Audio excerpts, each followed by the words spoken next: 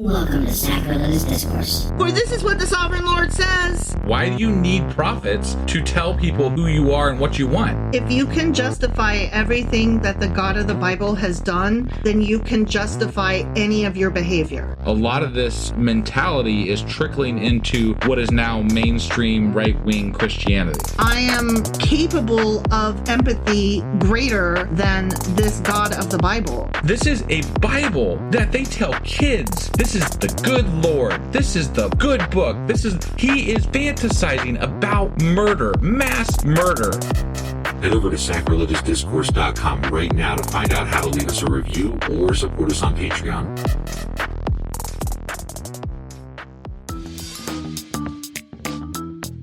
Hey there, sinners and saints. It's your favorite Bible-bashing duo from Sacrilegious Discourse, and we need your help. That's right, folks. We're raising funds for some heavenly equipment and a studio that doesn't sound like it's in the depths of hell. Our current setup, let's just say it's more apocalypse than audiophile. So if you want to hear us dissect the Bible without the background noise of demonic squirrels, chip in a few bucks. We're aiming for $5,000 to upgrade our audio and build a studio worthy of blasphemous banter. Donate today and help us spread the good word of atheism. You can find a link right on our homepage, sacrilegiousdiscourse.com. Every dollar counts. Even if it's from your collection plate.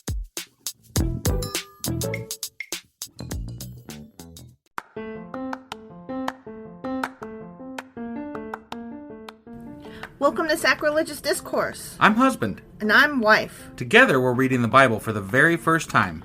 We grew up without religion and wanted to know what all the fuss was about. Well, what have we learned so far? That God is a dick, and apparently some people believe in talking donkeys. We're not trying to pass ourselves off as experts. Nope, we're just reading the Bible for the first time and giving our first take reaction. If you'd like to join us in this venture, you might consider starting at episode 1. Otherwise, jump in wherever you like. All right, let's go read the Bible. Yeah, let's get to it. Husband! Wife! Do you remember where we are and how we got here and what happened? Well, we just got done reading Isaiah chapter 32. Sure as fuck did. And they wanted to discuss women in there, which is never a good idea for the Bible. They should stay away from that. They should stay away from that. They don't handle it well. They do not. No. Other than that, I think they were just like saying how people should worship God and that God's going to save the Israelites because, shit like that. More or less. Or sometimes not. Sometimes not, but if you worship him and you're not shitty, then yeah, he'll do. You might get saved. Yeah. Whatever. After he knocks you down a peg or two and puts a bit in your mouth or something. Oh yeah, and also he's the one who made you go astray in the first place. Yeah, there was that bit. Mm-hmm. Yeah. So that was Isaiah chapter 32. Sure as fuck was. Which means that today we're getting into Isaiah chapter 33. All right, let's do this. Okie dokie.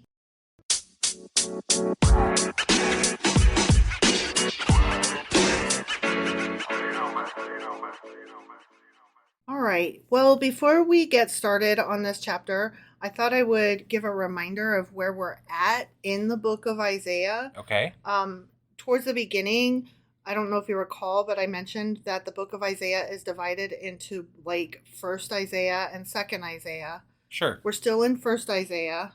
Okay. Yeah. That's chapters 1 through 39. Okay. And then chapters 30 through 32 specifically dealt with Egypt and the Assyrians.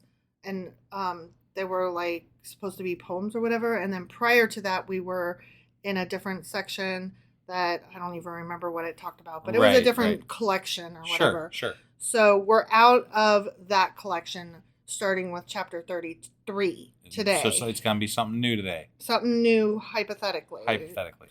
On reading through notes real quick, it kind of looked like more of the same. Like I never noticed. Did you notice a change at all from the one collection to the next? Maybe slightly, but would you have noticed had I not pointed it out? Probably not. I mean, Isaiah so far has just been a lot of follow God or else. It's kind of all over the place. Yeah. Right. But that seems to be the main theme. Yeah. So, just wanted to give a reminder that we are still in quote unquote first Isaiah. Correct. And we're not in either of those two collections in first Isaiah that we just got through. Okay. Okay? Yep. Woe to you, destroyer, you who have not been destroyed. Okay. It almost sounds like, hey, pot calling kettle black. Right, yeah. You pot. I mean, it sounds like he's referring to the people that are warring against other people that have not yet been destroyed by God. Exactly. Yet, meaning that he probably will destroy them. Right. Woe to you, betrayer, you who have not been betrayed. Okay. When you stop destroying, you will be destroyed. Oh, there it is. Yep. I When knew you that was stop coming. betraying, you will be betrayed. Yeah, that was for sure going to come. We knew it was. Yeah. Yeah. Lord, be gracious to us. We long for you. Be our strength every morning, our salvation in times of distress. Hypothetically, this is the Israelites talking. I don't know. I think, well, this is Isaiah talking Right. I think, the Israelites. Okay. All right. But for the Israelites, even. Maybe. I don't know. Right. He talks for so many people, I can't hardly keep it straight. I don't think he's talking for people. I think he's directing a message, like, from God to Israel. Okay. All right. I could be wrong, but that's the impression that I got. Got it. At the uproar of your army, the peoples flee. When you rise up, the nations scatter. Your plunder, O nations, is harvested as by young locusts. Like a swarm of locusts, people pounce on it. Okay. The Lord is exalted, for he dwells on high. He will fit Zion with his justice and righteousness. Great. Okay, I guess. sure. I mean, okay. Whatever. He will be sure the foundation for your times, a rich store of salvation and wisdom and knowledge. The fear of the Lord is the key to this treasure. There we go. Fear we the Lord. gotta have that fear. Yeah. Fear. Not really love or worship so much as just fear. It's always fear. And always fear. Keeps coming back into that over and over and over and over again in the Bible. Mm-hmm. How you have to fear the Lord. Fear the Lord. That is one of the things that I absolutely loathe about this God, Yes. is that he wants you to fear him. Mm-hmm. And that he's jealous if you don't fear him. If or you don't, fear if you don't, only him. Right. Yeah. He's just, if we're to pretend that this God is a real God, Mm-hmm. it's such a awful entity. It is. And it's just, I can't get on board. Even if it is a God, I Mm-hmm. couldn't bring myself to get on board with this dude. Right. Just So- imagine a person walking around saying, "Fear me, motherfuckers. Right? Fear me." Like, none Yeah. of us will put up with that. No. I mean, as a whole. Right. You know? Right. Look, their brave men cry aloud in the streets. The envoys of peace weep bitterly. Oh. Okay, that What? doesn't That's sound not nice at good. all. Right. Yeah. The highways are deserted. No travelers are on the roads. The treaty is broken. I wonder if this is referring. Remember, there was a treaty a while back with, like, they had made that treaty with maybe it was the Moabites or something back during Moses' time or something, Mm-hmm. and they had tricked him into it. Remember? Yes. That's the only time I actually specifically remember a treaty being made. Mhm. But I wonder if that's referring to that. That would be interesting to find out. It could be. Its witnesses are despised and no one is respected. The land dries up and wastes away. Lebanon is ashamed and withers. Sharon is like the Araba, and Bashan and Carmel drop their leaves. It's interesting. He keeps using this imagery of desert Mm-hmm. to emphasize the bad. Yeah. And fertile lands to emphasize the good, Mm-hmm. which I understand. Sure. That makes some sense, but Mhm. it's funny because it's I don't know. It's referring to people that live in these lands that are Mhm. so. What if his people lived in the desert? Like, it would be a whole different image Yeah. of what we view as good and bad, right? Exactly. Like, we kind of even today have an image of desert bad, Yes. fertile land good, right? Yeah. Which, just in a growing crops and living type scenario, is how we probably would have ended up this way anyway. Sure. But because this book was written with it just adds to that imagery of good and bad. It's not just like, hey, stuff grows better here and it doesn't grow as well over there. Right. It's not just practical geography and agriculture. It's because a thing happens better over here, that is intrinsically a goodness factor. Yeah, these guys are and obviously more, worthy. godly. Yeah. Right. Yeah. Like, that's just geography, my dude. I would think that at some level that still contributes to our view of how we view a lot of the Arabic states today. It is. You It know? is. Because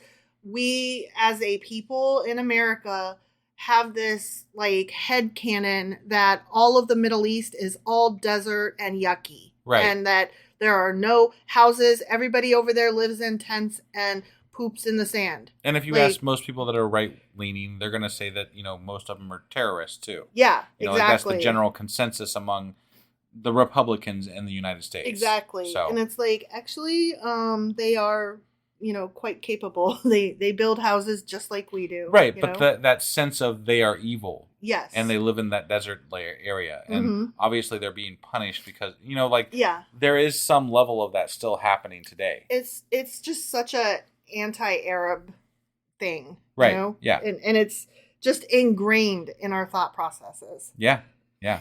Now will I arise, says the Lord. Yeah, this is still Isaiah talking. For God. Yeah. Right. Now I will arise, says the Lord. Quote, now I will be exalted. Not exhausted. Exalted. Now will I be lifted up. You conceive chaff. You give birth to straw. Your breath is a fire that consumes you. The peoples will be burned to ashes. Like cut thorn bushes, they will be set ablaze. Okay, so that was Isaiah saying that God said all that. Got it. Okay. Yeah. Now we're back to Isaiah again. Sure. You who are far away, hear what I have done. You who are near, acknowledge my power. Sounds to me like he's still talking for God, but And it's funny because they're still right now referring to their God as a localized God. Very much just this area. yes, you guys Right. are far away and have not heard of it, or have heard of it but disdain it because you just don't know better because you live over there. Right. But I mean, I would expect that because it was very, like, the localization of this God was very, very local at first, right? Mhm. It was just this little tribe that was traveling through the desert, right? Sure. And it grew a little bit, Mhm. but it's always been very, very localized. Every Mhm. once in a while, they reach out and say, God did all this for the entire world or all this for the whatever. Mhm. But generally, they refer to it as this very local phenomenon. Mhm. And that's, I love that. Like, I think that historically, if we could get past the, God created the whole fucking world, and this God is the only one and did all the things. right, it's an interesting story. Like, Mhm. as far as, like, you know, a myth story is concerned. Right, exactly. The sinners in Zion are terrified. Trembling grips the godless. Are you trembling? You Not godless even person? a little bit, no. Right? Yeah. I might be trembling from laughter. Okay, now we're back to quote marks.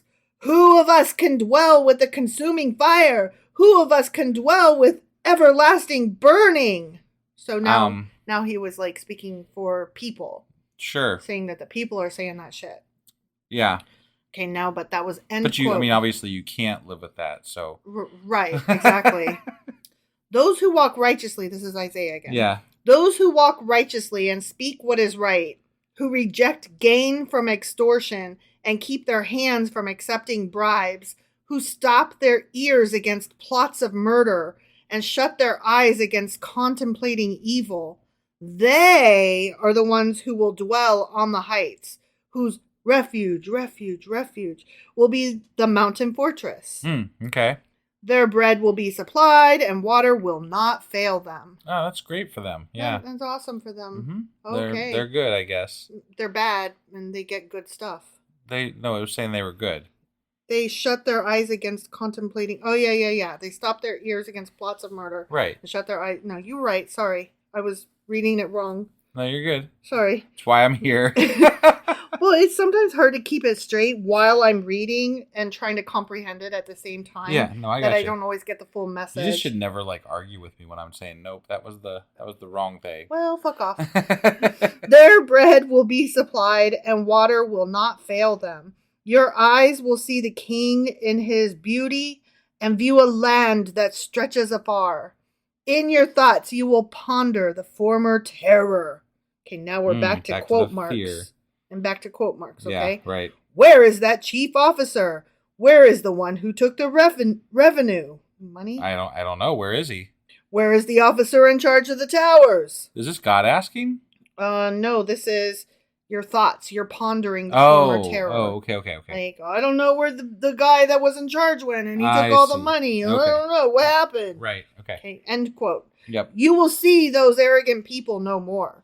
People whose speech is obscure, whose language is strange and incomprehensible. Look on Zion, the city of our festivals. Your eyes will see Jerusalem, a peaceful abode, a tent that will not be moved. Its stakes will never be pulled up, nor any of its ropes broken. That's interesting because, the house of the Lord used to be the tabernacle, which was essentially at first a tent that traveled with them. Uh-huh. So the imagery there is to kind of, like, to me, feels like they're invoking that tabernacle as they are part of that. They are because the next 3 verses are going to speak. Okay, 2 of the next 3 verses are going to speak about a ship. And the reason I'm saying this is because the middle verse, according to the notes that I read, the middle verse is out of order. So I'm going to read it the way it should be read and then come back and tell you what I meant. Okay, sure. So, verse 21. There the Lord will be our mighty one. It will be like a place of broad rivers and streams. No galley with oars will ride them. No mighty ship will sail them. Okay, that was 21. Now I'm reading 23. Okay. Your rigging hangs loose. The mast is not held secure. The sail is not spread. Then an abundance of spoils will be divided, and even the lame will carry off plunder. Okay, now I'm going back to read 22. The middle verse, which was 22. For the Lord is our judge. The Lord is our lawgiver. The Lord is our king. It is he who will save us. I have one question about that. They know it's out of order. Why don't we just fix it? The same reason we haven't updated anything else in the fucking book. Okay. I don't know. It just seems ridiculous to me. It does. It does.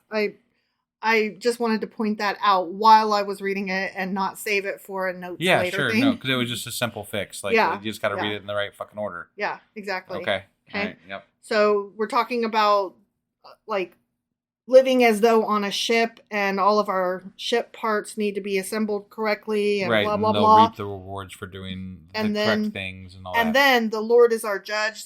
God is great. God is good, blah, blah, blah. Right. Okay? Yep. So, then the final verse, no one living in Zion will say, I am ill, and the sins of those who dwell there will be forgiven. The end. Oh, they're going to be forgiven. Okay. Mm-hmm. Again. And no one will be ill. No one. Wow. This is a prophecy. Mm-hmm. This is something that's going to happen. So apparently, either it's not yet come to pass, or there was a time in history where no one was ill. Well, just the good ones. At least in that little geographical area. Right. Yeah. Right. You would think that would have been written down in some history book at some point. A science but there was marvel. like this time in our history where no one was ill. Right, like that. Right. Like 2-hour period, maybe. Yeah. Yeah. That would be a scientific marvel. Yeah, it really would be. But that goes to, like, so, a lot of people, and when someone gets sick, they sadly kind of will sometimes question what you did against God. What to you deserve did, that. Right, to deserve. You brought it on yourself. Right. And that's one of the things that makes me just sick to my stomach as far as how people interact with other human beings on this planet, is that they literally start blaming them for what they didn't do at the end of life because they feel like they have the right to judge because of this God. Right. And I cannot get on board with that. I can't and I know either. that some people feel that way. Like, they might not say it directly to that person that's dying's face or whatever, but it's definitely a sentiment that might get said. Like, people, until they actually die, that's when the person becomes perfect. Yes. But until they actually die, the rumors behind that, if in a very religious community, would be, what did they do to deserve this? Yes. Kind of like, it's just weird. Kind of like when there's a hurricane, you can always count on some crazy zealot pastor to come shouting, it's because of all the gays and homosexuals. And it's like, whoa. Slow your roll there. You really need to not say those things. That is horrible, because no, it's not true. And the majority of the people who died were not actually gays and homosexuals, and even if they were, they deserve to die. Fuck you. Well, then that's just like we were talking in the last chapter about the slavery issue that came up, right? And how God was going to have their enemies become, slaves. Yeah. And it doesn't matter. You're talking about human beings. Right. But you'd have to recognize that, though. Right. And, it's all well and good to say that, okay, if you want to believe that God's going to judge everybody for these things after you die, that's fine. But what gives you, like everything I've read so far, you don't have the right to judge them in this life. Right. There are certain things, I guess, like being a psychic that though they want to stone them to death or whatever, but it depends on the psychic is what I'm saying, because nobody's stoning Isaiah. Right. Yeah, but I'm saying that there are a few things that God did kind of maybe direct them to harm individuals for if they broke those laws or whatever. Right. But generally, I would say more often than not, God says to not judge other people and leave that up to God. God will take care of it. Usually he tells people that they need to go take all these different kinds of baths and do these different like magic spells to be cleansed. Right. But I hear most often trust in God, right? Mm-hmm. Trust that God will remedy the situation. Mm-hmm. You don't need to worry about it. Give it over to God. But people love to fucking worry about it. Well, they love to judge. They love to ridicule. They do, because it's an extension of gossip, and we all love to gossip. This is just taking gossip a step further. Not only do I want to gossip about people, but now I want to act on it and actively harm them and be justified in doing so. Yeah, right. But and part of what really bothers me is the amount of almost glee that seems to emanate from them when they are giving these judgments on people. Mm-hmm. I'm like, because they're like, I'm going to go to heaven and you're going to fucking hell, bitch. Yeah, exactly. Like, Jesus Christ. Chill, man. Right. The fuck? Yeah. All right. I've gone on long enough. I had to get that out of my system there. So that was Isaiah chapter 33. Sure as fuck was. Which means that we'll be back tomorrow with Isaiah chapter 34. All right. We'll see you guys then. Yep. Bye.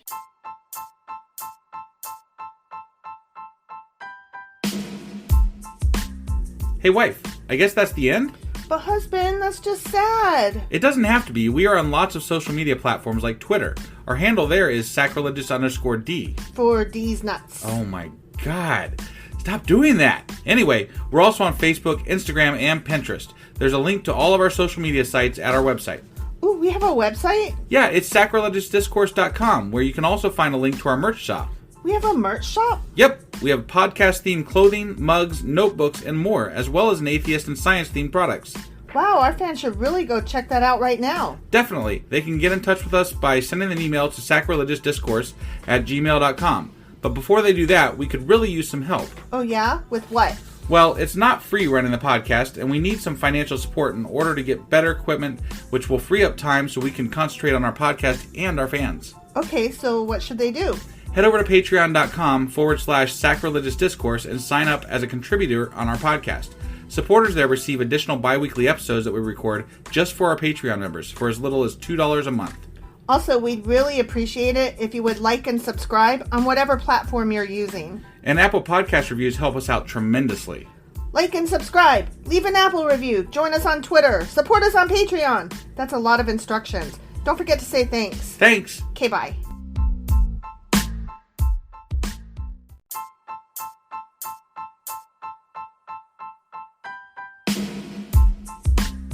Hey, wife, I guess that's the end? But husband, that's just sad. It doesn't have to be. We are on lots of social media platforms like Twitter. Our handle there is sacrilegious_D. For D's nuts. Oh my God. Stop doing that. Anyway, we're also on Facebook, Instagram, and Pinterest. There's a link to all of our social media sites at our website. Ooh, we have a website? Yeah, it's sacrilegiousdiscourse.com, where you can also find a link to our merch shop. We have a merch shop? Yep. We have podcast-themed clothing, mugs, notebooks, and more, as well as an atheist and science-themed products. Wow, our fans should really go check that out right now. Definitely. They can get in touch with us by sending an email to sacrilegiousdiscourse@gmail.com. But before they do that, we could really use some help. Oh yeah? With what? Well, it's not free running the podcast, and we need some financial support in order to get better equipment, which will free up time so we can concentrate on our podcast and our fans. Okay, so what should they do? Head over to patreon.com/sacrilegiousdiscourse and sign up as a contributor on our podcast. Supporters there receive additional bi-weekly episodes that we record just for our Patreon members for as little as $2 a month. Also, we'd really appreciate it if you would like and subscribe on whatever platform you're using. And Apple Podcast reviews help us out tremendously. Like and subscribe. Leave an Apple review. Join us on Twitter. Support us on Patreon. That's a lot of instructions. Don't forget to say thanks. Thanks. Okay, bye.